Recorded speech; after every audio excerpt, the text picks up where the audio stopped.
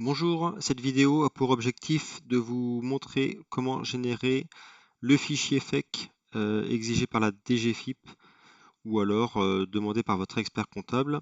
Nous allons voir deux méthodes pour générer ce fichier. La première va consister à aller dans le menu Traitement, fin d'exercice et génération du fichier des écritures DGFiP à ce niveau-là. Vous avez un assistant qui vous guide et qui vous précise qu'il est préférable de clôturer l'exercice comptable afin de générer un fichier FEC définitif. On verra qu'il y a également une autre méthode en dehors de cette fonction pour générer un fichier FEC provisoire sur un exercice dont les journaux ne seraient pas clôturés par exemple. Concernant cet assistant, on constate que l'enregistrement va se faire dans ce répertoire qui est ici, en l'occurrence c'est archivage et Bijoux SA qui est le nom de la société. Ce répertoire est modifiable, mais pas à ce niveau-là. Pour modifier l'emplacement et l'enregistrement de votre fichier DGFiP, de votre fichier des écritures comptables, si le répertoire ne vous convient pas, vous devez donc annuler, aller ensuite dans le menu Fenêtre, Personnaliser, et ici dans l'onglet Général, Répertoire, vous choisissez ici sur quel répertoire vous souhaitez effectuer votre archivage. Dans mon exemple, j'ai choisi d'enregistrer directement à la racine du lecteur C un dossier archivage.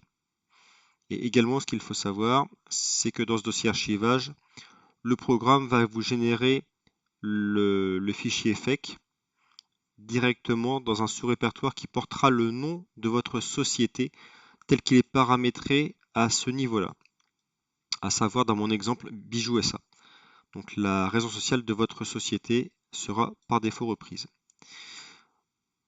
Mon exercice 2022 étant clôturé, puisque je constate la présence de cadenas entièrement verrouillés dans mes journaux. Voilà. L'exercice pour autant n'est pas clôturé, mais les journaux, eux, le sont bien. Clôturés totalement. Dès lors, je me positionne sur l'exercice donc 2022. Je vais dans le menu Traitement, fin d'exercice, générateur du fichier des écritures DGFiP. Ici, je sélectionne en général le dernier mois de mon exercice courant, à savoir ici décembre 2022. Mon régime d'imposition, ici on est dans le cas général. Et mon fichier sera stocké à cet emplacement. Je clique sur le bouton Fin. Le temps de traitement est plus ou moins long en fonction de la volumétrie de vos écritures. Le traitement est terminé. Je vais retourner dans l'explorateur Windows sur le disque C, archivage. Et là, je constate effectivement la présence de ma raison sociale Bijoux SA, le programme comptabilité censé, l'année d'archivage et en l'occurrence le fichier généré à ce niveau-là. Alors que le fichier généré, il est fortement recommandé de ne pas le renommer et ce qui est intéressant, c'est que on l'ouvre en double cliquant dessus et on a le fichier des écritures comptables normé tel que c'est demandé et exigé par la DGFiP ou éventuellement par votre expert comptable si besoin d'importer ensuite les écritures sur un logiciel autre que Sage par exemple. C'est un format d'import qui devient standard.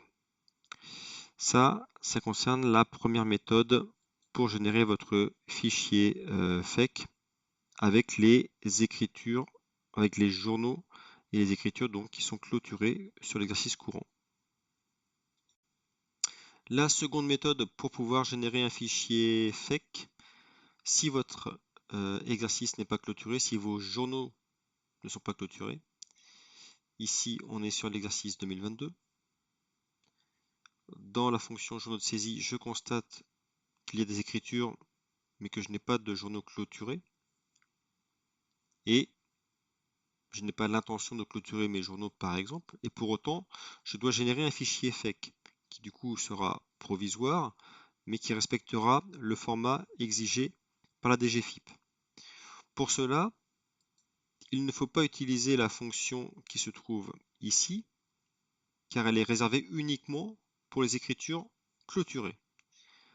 En revanche, pour l'exercice courant ou l'exercice éventuellement N-1 qui ne serait pas clôturé, vous devez utiliser la fonction qui se trouve ici, à savoir le menu Fichier exporter et format trésorerie Sage, ciel et FEC.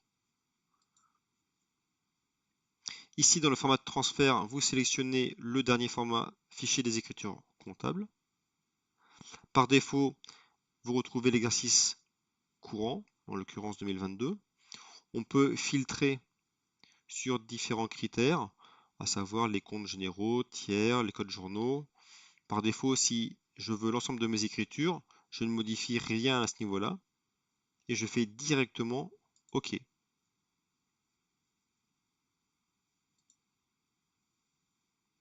Ici, on a l'emplacement souhaité, donc je vais l'enregistrer dans un répertoire. Je l'appelle comme je le souhaite, fichier FEC 2022 provisoire, par exemple, et j'enregistre mon fichier. Par la suite, si je retourne dans mes documents, je retrouve ici mon fichier FEC qui respecte le même format que précédemment, sauf que le fichier n'est pas définitif. Voilà. Et c'est la seconde méthode qui permet de générer un fichier FEC, par exemple sur l'exercice en cours qui n'est pas clôturé.